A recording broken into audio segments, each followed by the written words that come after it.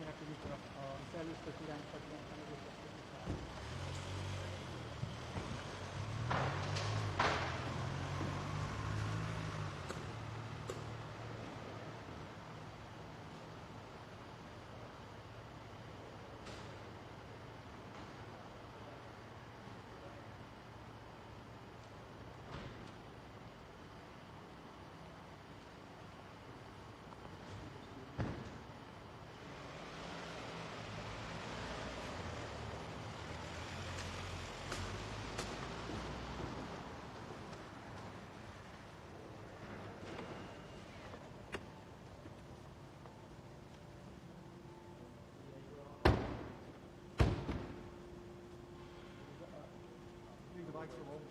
Yeah, I think we're going to be collected later on.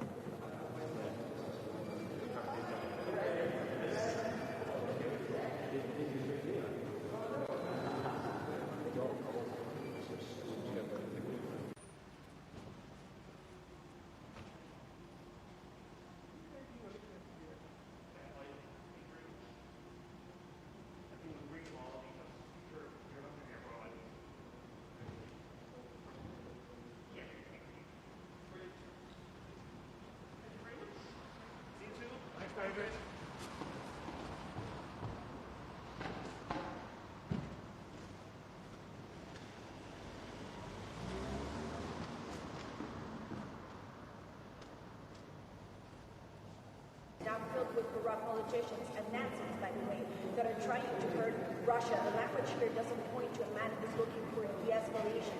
Now, in terms of where we go from here and the sanctions we potentially could be getting, we know that European ambassadors are meeting in about, I would say, 30 minutes. Then, of course, it will be a summit in Paris.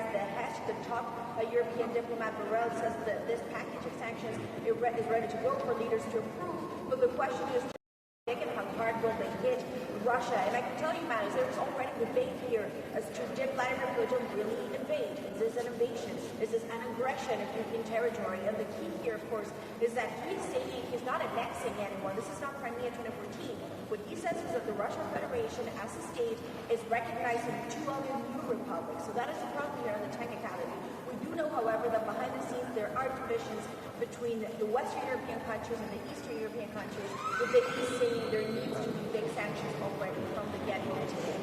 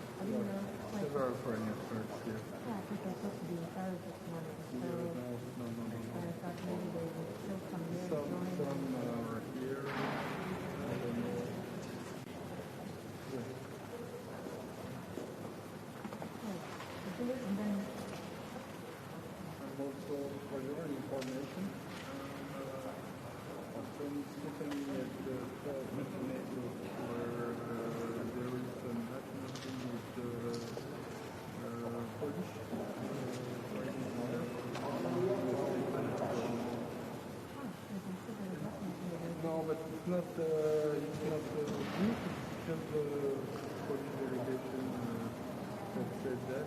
So it will not be with the NATO Secretary General, but at the same time the communication of the communication. Yeah, it will translate from there. With the permanent that you can go. I don't know where it is. The only those guys the only do it because none of the Polish journalists have the permanent, right? So they have this meeting there at the entrance, but I don't know where it will take place the meeting itself.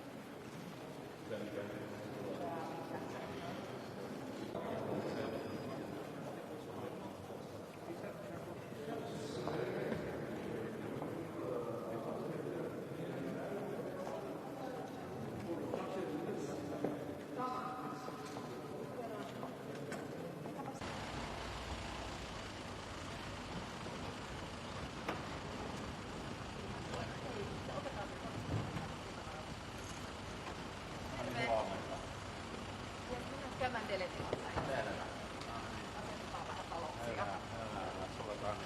Kiitos.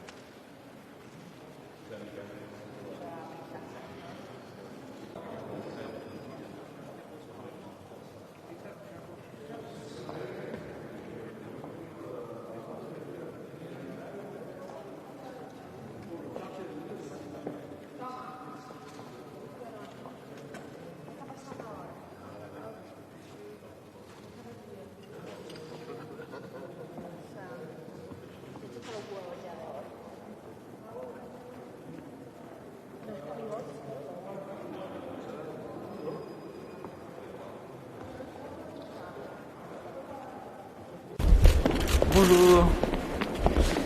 Bonjour.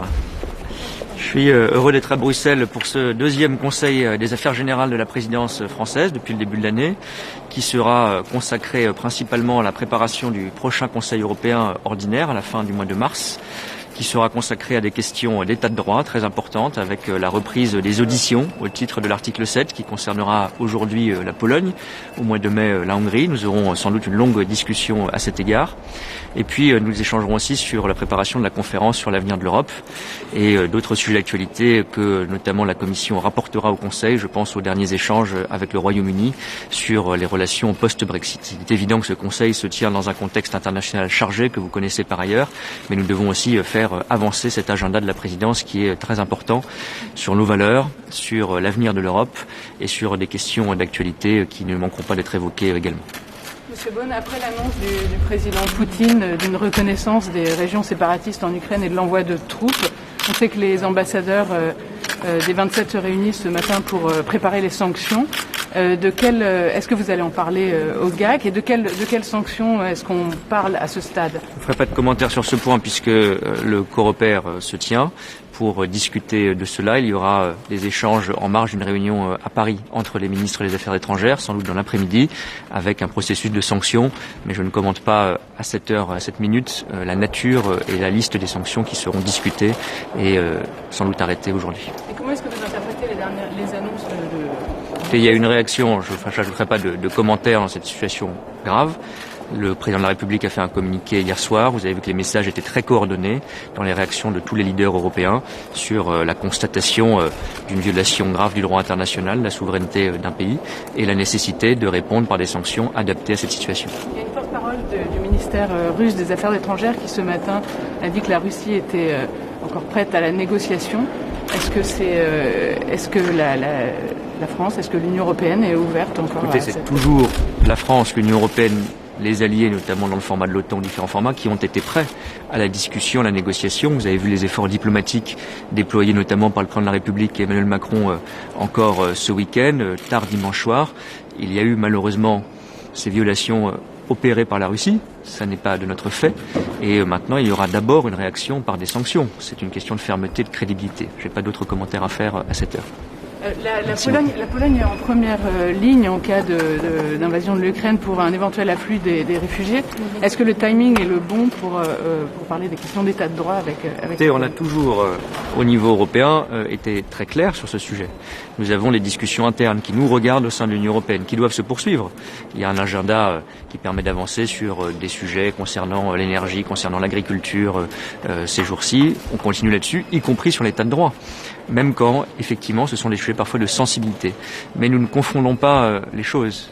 Quand la Pologne, dans d'autres circonstances, a été attaquée par la Biélorussie à ses frontières en instrumentalisant des flux migratoires, nous l'avons défendu sans aucune hésitation. Et c'est pas parce qu'on a un débat entre nous sur des valeurs ou des procédures importantes que nous hésitons une seconde sur la solidarité nécessaire entre Européens, qui est toujours notre boussole et notre priorité. Et quand il y a une crise internationale, avec nos alliés de l'Union européenne d'abord, évidemment, avec nos partenaires américains ou britanniques, on a des débats par ailleurs sur d'autres sujets. Tout ça n'est pas oublié, mais la solidarité et l'unité internationale prévalent. Mais ça ne veut pas dire que notre agenda européen, je crois que ce serait un cadeau fait en quelque sorte à ceux qui veulent exercer des pressions sur nous, ne doit pas être abandonné pour autant. Mais c'est pas parce que nous avons des débats entre nous qui continuent, qui sont parfois compliqués, que nous n'avons pas la capacité de l'unité et de la fermeté au niveau international qui, évidemment, dans ce moment grave que nous vivons, prime surtout. Merci beaucoup. L'audition, c'est une procédure qui a été engagée il y a déjà plusieurs années, cette audition au titre de l'article 7, et nous attendons régulièrement des précisions, une mise à jour que fait la Commission européenne, et comme nous sommes dans un processus contradictoire ouvert, la Pologne répondra à l'état des lieux que fait la Commission européenne. Il ne faut pas faire de cette procédure ce qu'elle n'est pas. Elle est la continuation de discussions précédentes et il était important pour la présidence française, nous l'avions dit dès le début, nous ne changeons pas de cap, que l'état de droit serait aussi au cœur de cette présidence. Et moi je maintiens toujours également un dialogue bilatéral et politique. En tant que présidence, je me rendrai en fin de semaine à Varsovie et à Budapest pour avoir ce dialogue toujours ouvert avec mes homologues polonais. polonais et hongrois. Est-ce que vous allez demander à la Commission d'activer le mécanisme de conditionnalité? C'est une autre procédure aujourd'hui qui est mise en œuvre, c'est celle de l'article 7. Le mécanisme de conditionnalité, c'est un outil supplémentaire distinct et il appartient à la Commission européenne. Nous l'avons dit au Parlement européen, j'ai eu l'occasion de réagir dès la semaine dernière, qu'il appartient maintenant à la Commission rapidement de mettre en œuvre les étapes nécessaires à cette procédure. Mais ce sont bien deux procédés distincts et je crois que c'est plus raisonnable et plus honnête de les maintenir séparés. Merci beaucoup.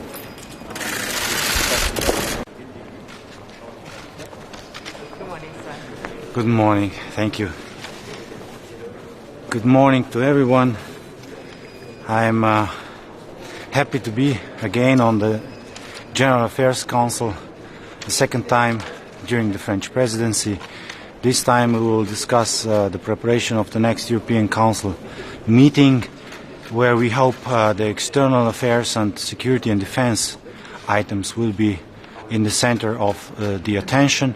We expect that the strategic compass will finally be endorsed, and the debate today is going to be launched also with respect to what is going on in Donetsk and Donbass, and especially the policy of Russia to the two respective Ukrainian regions. It is really something we cannot accept in Europe, that such basic principles of international law and international order are being disrupted. So it's really something we have to have a thorough debate towards having a unified position as the European Union. One topic that is to a certain extent related is, of course, resilience of the EU, and especially when it comes to future crises. This is something what we put on the agenda during our presidency in the last semester, and we are happy that the French presidency will continue the debate, especially towards setting up stable infrastructure, also to discuss this topic within the Council, but also with a view to prepare blueprints on how to react to various crises. We will also debate some other topics such as rule of law and EU-UK relations, and also the safety of journalists. But besides that, I'm also looking forward to the debate on the conference on the future of Europe, where sometime we are going to the phase where we have to define the conclusion of the conference and the way towards final report, and what do we do later with the final report. So thank you very much. I hope we will have a very thorough and extensive debate today. Thank you. Has Russia now invaded Ukraine? Well, look, I mean, the semantics are one thing. I mean, what's happening now at the moment is the European Union is currently, through our ambassadors upstairs here today, discussing the response in the event of armed aggression against Ukraine. Massive consequences were foreseen by the European Council in December. There's going to be a sanctions package agreed today. The full details of that are being worked out at the moment by the governments upstairs. Indeed, it's likely to have come up in some form at the General Affairs Council as well. And I think that we've got to ensure that whatever happens, that Russia certainly feels the pain, and that's going to happen. Today, what's happened is a grotesque breach of international law. It's a grotesque breach of the sovereignty of Ukraine, and that is something that Ireland, as a democratic country, as our ambassador at the UN said last week, a right that we struggled to obtain in terms of directing our own foreign policy and our own territorial integrity over many years. And we will support Ukraine in that, and we do that through the European Union, working in collaboration with our American colleagues as well. What do you say to the Baltic states that say that hesitancy to act so far and ambiguity over what constitutes an invasion has emboldened Putin and actually endangers them? Well, I have to say I've a great deal of sympathy for our Baltic colleagues. They're clearly at the front line, and I think we've heard so much nonsense about NATO. Ireland's not a member of NATO, but we see our colleagues in the Baltic states who really feel the pinch there, feel the danger there from Russia. I think that their feelings certainly need to be taken into account in any discussions that we're having today. I'm very strong of the view on that. But let's see what comes out of Coreper this morning, and we will continue to work collaboratively through the European Union and with the United States of America as well to make sure that Russia certainly has absolutely no incentive to go any further and they're stopped at this particular juncture as well. And in terms of gas, the European dependence on Russian gas is really significant. Do you think that we could be seeing something like electricity rationing if there's an interruption? Well, of course, one of the things that Putin, I think, fears is the whole climate change agenda, where we're trying to remove our dependence on gas, particularly from Russia, but generally for climate, but from Russia. And that's a big long-term problem for Russia. So I think we've got to accelerate our move to alternative fuels in the coming years. I think that's a really, really important geopolitical objective as well as being a climate objective as well. I think that's something that we've really got to make sure that people know, that the supply of gas to Europe. Now, Ireland is not directly affected by Russian gas as much as others are, but the supply of gas to Europe is a big problem. There's no question about that. And if I could, on the protocol, it seems that things are pretty much at a stasis now. Is this just because everybody wants to show unity at this time when there's a threat of war?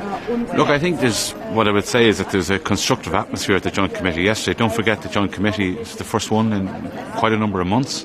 I think it's good that happened. There was a good, constructive, positive atmosphere there. The medicines package that the European Union proposed is going through the European legislative process. That's really, really welcome. It will provide certainty for Northern Ireland and for some other member states, including ourselves as well. So that's very positive. So look, we'll try and work out the issues on SBS and customs, and that will continue at a technical level over the coming weeks, and we certainly encourage that process well. And it is fair to say that there is definitely a change in atmosphere than there was, say, at the start of the autumn. So we're very pleased with that. I also have a question. Oh, sorry. Just to clarify, should these massive economic sanctions be imposed to Russia right now, or should we wait until the other Well, look, what I'm going to do today is just await the outcome of all of our discussions today. The governments are meeting.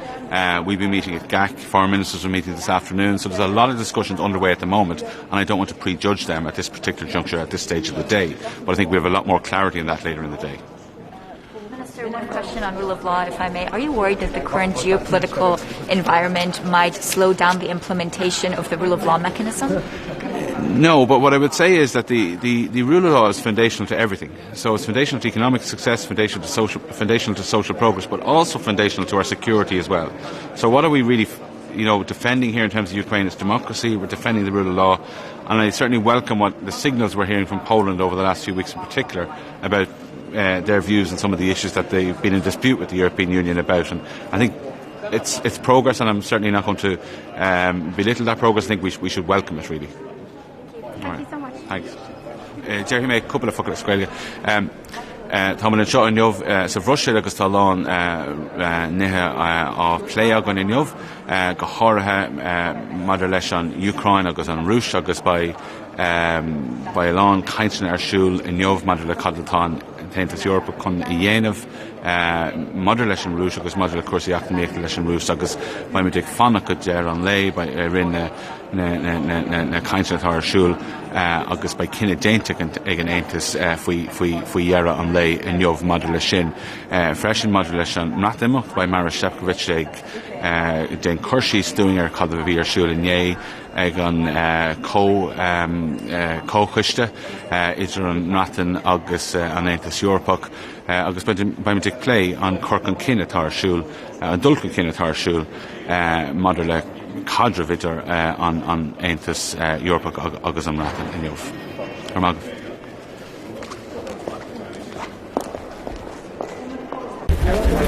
Guten Morgen. Präsident Putin hat durch die Anerkennung der sogenannten Volksrepubliken in der Ostukraine einen eklatanten Bruch des Völkerrechts begangen und dadurch jahrelange Vermittlungsbemühungen, diplomatische Bemühungen zurückgeworfen. Wir werden als EU entschlossen und geschlossen auf diese Eskalation reagieren. Darüber laufen zur Stunde Beratungen im Ausschuss der ständigen Vertreter. Diese sind seit Wochen intensiv vorbereitet worden und es wird schnell zu Sanktionen kommen.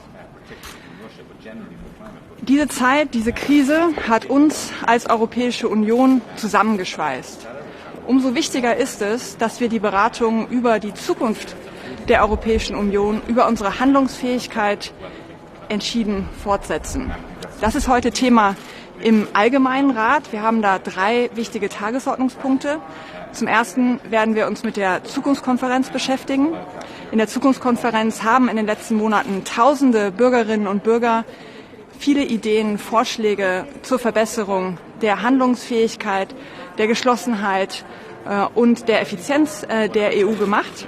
Es ist jetzt wichtig, dass wir als europäische Institutionen, als Rat, als Europäisches Parlament diese Empfehlungen ernst nehmen, dass die nicht in der Schublade verschwinden, dass wir gemeinsam jetzt an einem Verfahren arbeiten, wie wir sicherstellen können, dass sie auch politische Realität werden.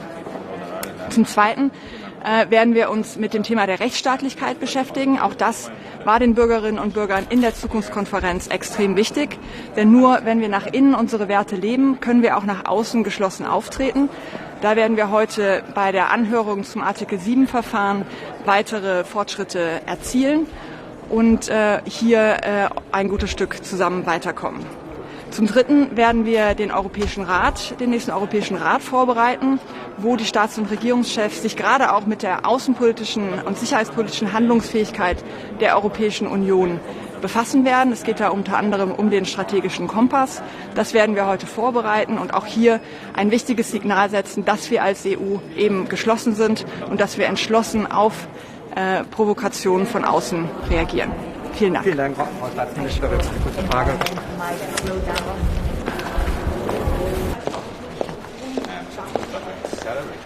Good morning.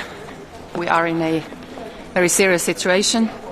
Finland strongly condemns the unilateral actions by Russia and Putin. Putin has made a historical mistake.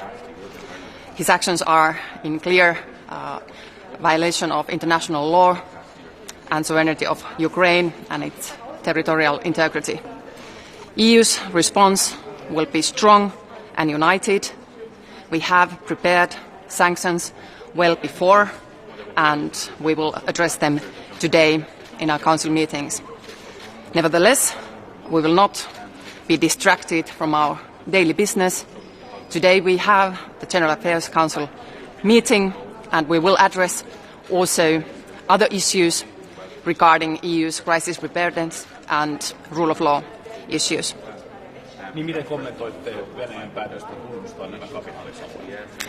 No, tämä on historiallinen virhe Vladimir Putinilta. Se on vastoin kansainvälistä oikeutta. Se rikkoo Ukrainan oikeutta suvereniteettiin ja alueelliseen koskemattomuuteen.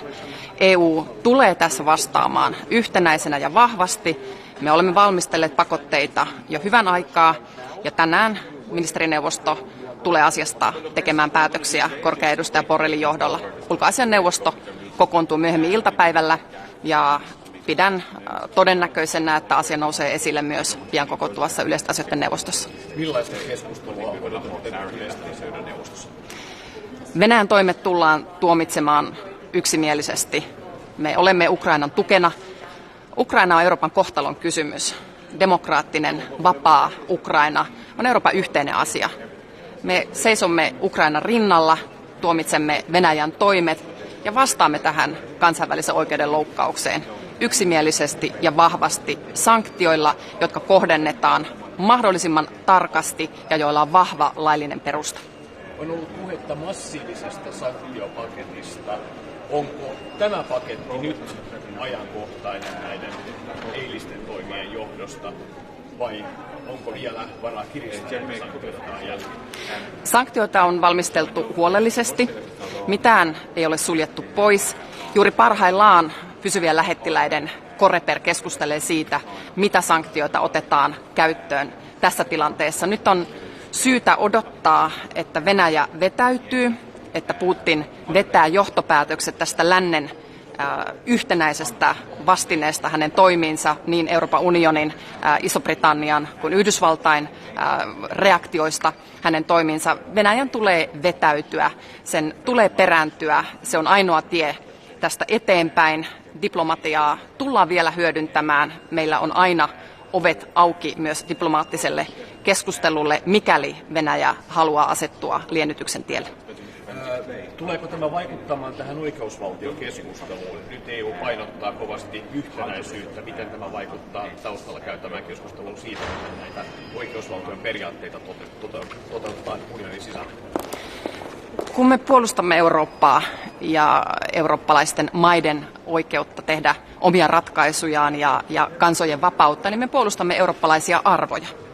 Me puolustamme juurikin niitä arvoja, jotka on kirjattu EUn perussopimuksiin, siis demokratiaa, ihmisoikeuksia ja oikeusvaltioperiaatetta. Ja kun me tänään keskustelemme oikeusvaltioperiaatteesta artikla 7 menettelyssä Puolan kanssa, niin me keskustelemme siitä, että millä tavalla EU on aiempaa vahvempi ja uskottavampi edistämään näitä omia arvoja. Kysymys ei ole unionin jakamisesta, kysymys ei ole meidän hajottamisesta, se palvelisi vain Venäjän tarkoitusperiä.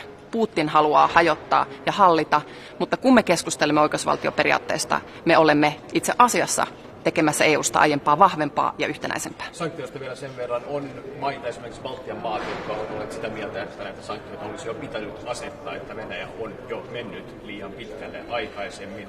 Ymmärrättekö tämän näkemyksen, että voidaan ajatella, että EU on jo liian myöhään liikkeellä tässä?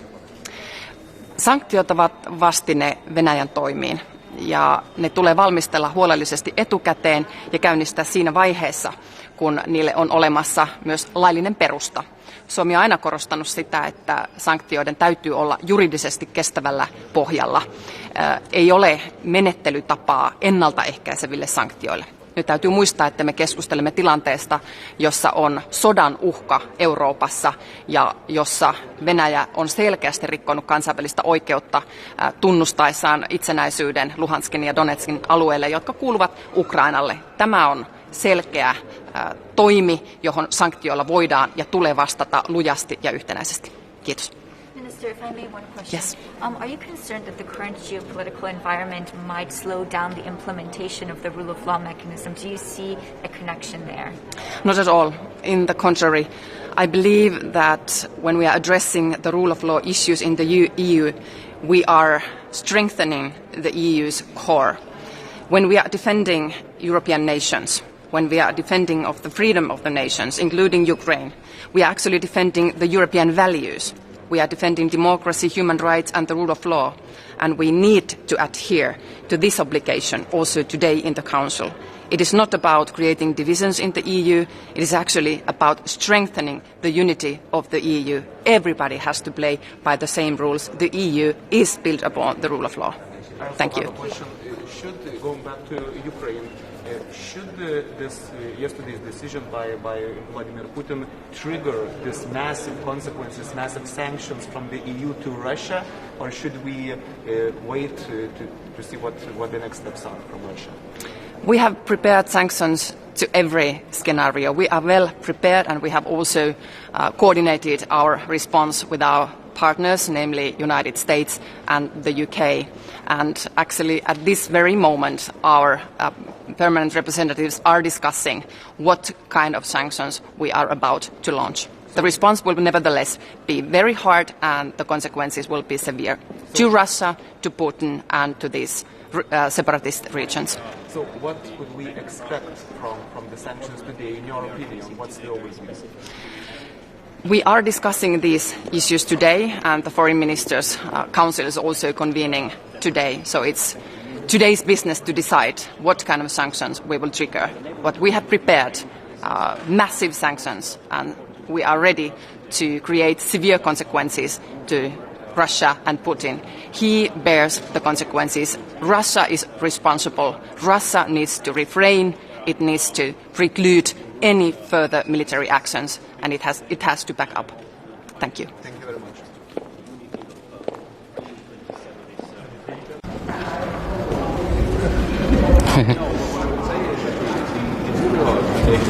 Un poquito más al centro. Bueno, buenos días. Hoy es el segundo Consejo de Asuntos Generales de la Presidencia francesa. Como saben, está bajo las noticias que vienen de Ucrania, y querría en primer lugar reiterar la declaración de nuestro gobierno que el reconocimiento de las regiones del este de Ucrania supone una violación de la integridad de Ucrania y del derecho internacional, y se reaccionará de acuerdo con nuestros socios europeos. En cuanto al Consejo de Asuntos Generales, lo primero que queríamos comentar es que, como saben, en enero se aprobó se aprobó una modificación de las restricciones de viaje dentro del interior de la Unión Europea y hoy vamos a aprobar la modificación de las restricciones de viaje desde fuera de la Unión Europea, pasando de nuevo a un criterio personal basado en la vacunación. Creemos que es un buen mensaje para la opinión pública española y para la opinión pública europea, porque va a facilitar los movimientos dentro de la Unión Europea y es recuperar la normalidad poco a poco. En cuanto a otros temas del Consejo de Asuntos Generales de hoy, destacaría que vamos a fijar el orden del día del Consejo Europeo. Ahí vamos a insistir únicamente en el orden del día vamos a discutir y vamos a insistir en que se aborde el tema de los precios de la energía, que saben que es importante para nosotros, para España y para otros países de la Unión Europea. Necesitamos claramente unas soluciones europeas porque es un problema europeo. Va a haber otro punto importante, es la quinta audiencia del Estado de Derecho a Polonia. Esperamos que continúe el diálogo con Polonia, que Polonia responda a las preguntas de la Comisión y creemos que debe continuar este diálogo de manera franca y constructiva con Polonia. Relacionado con el tema del Estado de Derecho, hay una propuesta de varios de Eslovaquia sobre protección de los periodistas, que España, por supuesto, apoya para que haya un debate extenso en el CAC en un próximo Consejo.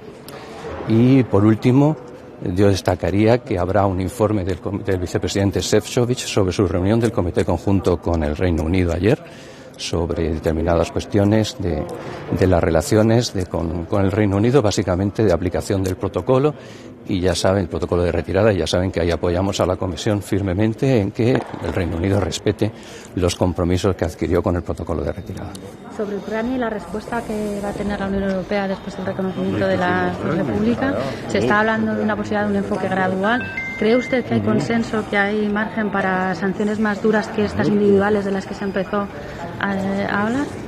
Sobre eso lo único que puedo decir es que se ha iniciado el proceso de debate en este momento. Como saben, se ha convocado hoy un Coreper y se está hablando de que el Consejo tome unas decisiones lo antes posible, y a eso me repito, no puedo adelantar más sobre... ¿Es partidaria de endurecer, de ir más allá de esta primer rango, vamos a decir, de sanciones? Vamos a ver las propuestas que hay encima de la mesa y luego se responderá al respecto. El ministro ya adelantó ayer que estamos estudiando todas las posibilidades dentro del consenso con el resto de nuestros socios. Sobre las restricciones de viaje. Sí, sobre las restricciones. Sobre las restricciones quería saber si el marco que finalmente se ha aprobado es equivalente al que se aplica dentro de la Unión Europea, y realmente todo turista vacunado de fuera de la Unión Europea podrá entrar sin más exigencias, o hay una letra pequeña que acompaña. Sí, solo hay una letra pequeña favorable a permitir los viajes de los menores de edad, los menores entre 12 y 18 años, que no están totalmente vacunados en algunos países, pero que con un test, con una PCR negativa, pueden, si van acompañados por sus padres, pueden entrar en el territorio de la Unión Europea. Esa es la única modificación que España va a empezar a aplicar lo antes posible. Quizás esa es la única letra pequeña. Pero el resto, las vacunas, efectivamente, también se va a permitir entrar en determinadas condiciones a aquellos nacionales de aquellos países que están vacunados por otras vacunas reconocidas por la OMS. Es verdad, esas son las dos letras pequeñas de la decisión. Sobre el Estado de Derecho, el tema polaco, quería saber si estaba en la agenda también hablar de la sentencia de la semana pasada del Tribunal de Justicia y si España apoya que la Comisión ponga en marcha ya el proceso de la condicionalidad. No está previsto que hoy discutamos ese tema, está previsto, el procedimiento es un procedimiento reglado, como sabe, y hay unas cuestiones específicas a las que se va a preguntar hoy. En cuanto a la sentencia, España se congratula de la sentencia, sabe que España era coadyuvante de la Comisión y estamos totalmente de acuerdo en que la Comisión inicie el procedimiento cuando lo estime oportuno, por supuesto. Muchas gracias. Muchas gracias. Hasta luego. Después habrá algo, nos podríamos ver, ¿no?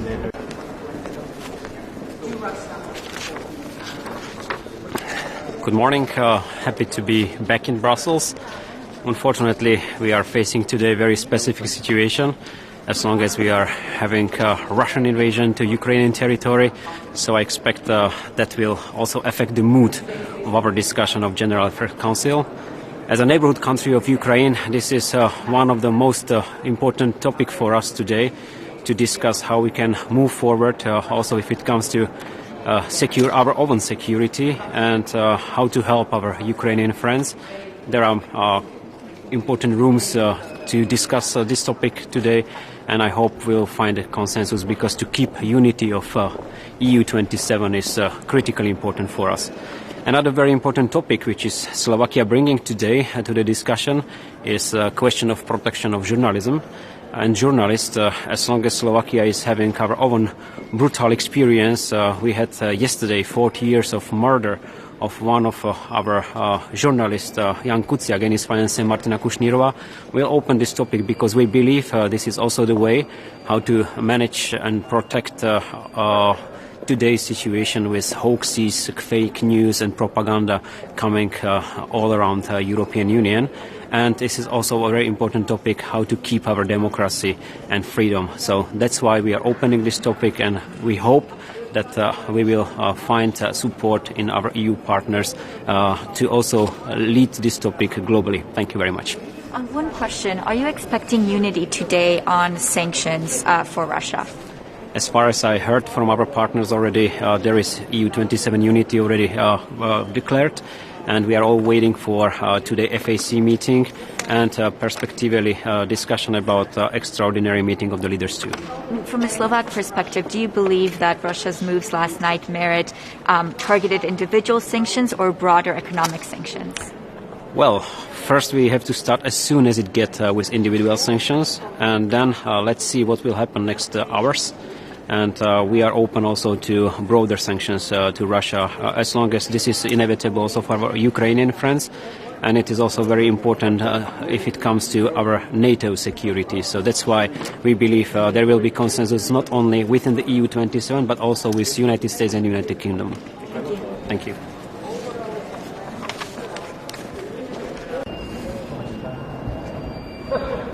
May I start? Good morning. Today we gather for another General Affairs Council meeting. We have a number of topics on our agenda. Let me focus on a couple of them. We will start preparation of the March European Council, and all the proposed topics are timely and relevant. The leaders' discussion on the security and defence is of critical importance. We follow situation and developments at the eastern border of European Union and in Ukraine with utmost concern.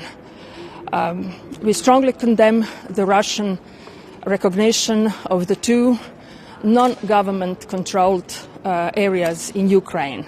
It is a clear violation of international law, from the Charter of the United Nations to the both Minsk agreement. At the same time, following yesterday's discussion at the Foreign Affairs Council, the focus should be also at the Bosnia and Herzegovina. Pending the agreement on the overall electoral reform to eliminate all forms of discrimination and to enable legitimate and legal and democratic elections, Croatia will ask this topic also to be included into leaders' discussion. We are also in favour of inclusion of the pressing topic of energy into the agenda. When we talk about resilience to incoming and future crises, Croatia considers the necessity of enhancing the overall European response and strengthening the coordination, cooperation and solidarity among the member states and at the EU level. Preparedness in crisis management is a cornerstone of our resilience, and we all need to adopt the approach which is comprehensive, all hazardous and against all hazards, and quite ambitious. And finally, talking about the Conference on the Future of Europe, it enters its final phase, and we are going to discuss next steps. Now it is the time for the views and recommendations of our citizens to be heard and reflected upon. And for those not only coming from the European panels or national panels, but coming from the all events at the national levels at the EU member states. Thank you.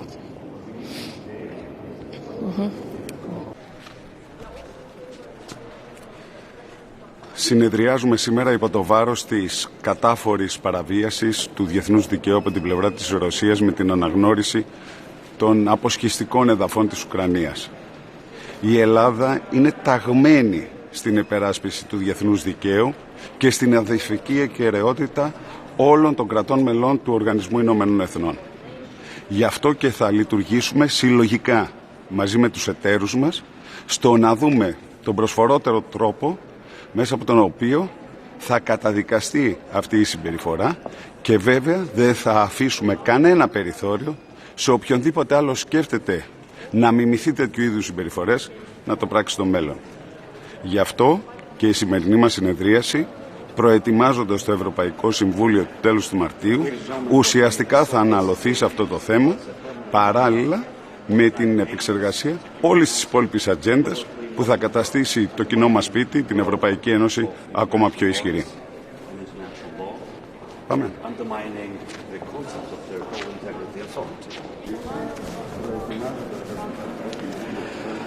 Ladies and gentlemen, what we saw yesterday was a permanent member of the United Nations Security Council publicly mocking the world, undermining the world of international norms and international law, and undermining the concepts of territorial integrity and sovereignty. How we react as the European Union will define our character and indeed the future of Europe.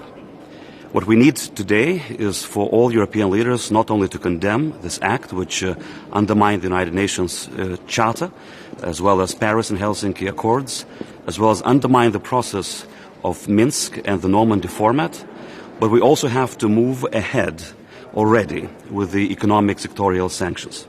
We also have to double our support for Ukraine, including physical presence of political and diplomatic leaders in Kiev, as well as to rethink our defense posture in the Baltic region, especially when the Russian troops have remained in Belarus after the drills have finished. So really what we need today is to be firm, is to be resolute, and to act quickly. Minister, is it enough, or what do you think, targeted and personal sanctions, and which kind of sanctions can we expect and when?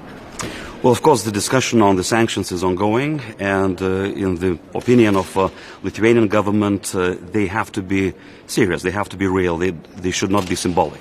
If we want to deter further actions of President Putin, if we want to indeed stop the war from happening, we need to move ahead with serious measures.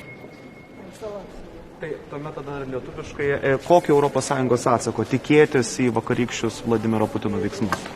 Iš tikrųjų labai svarbu, kad ES ne tik kad išlaikytų vienybę, bet būtų labai aiški savo atsakė ir būtų greita savo atsakė. Ir norime, kad jau dabar iš tikrųjų būtų priimtos ne tik tai individualios sankcijos prieš tuos pareigūnus, kurie yra susiję su Donetsko ir Luhansko separatistinių respublikų pripažinimu, bet ir svarstytume sektorinės ekonominės sankcijas jau dabar tam, kad užkirsti kelią tolesniems agresyviems Rusijos veiksmams. Sektorinės ekonominės sankcijas turite omeny Rusijai, ar ne? Be jokios abejonės, kad tos sankcijos turi būti taikomos ne tik tai okupuotoms teritorijoms, bet tam, kad jos būtų efektyvios, jos turi būti taikomos ir pačiai Rusijai. Ačiū labai.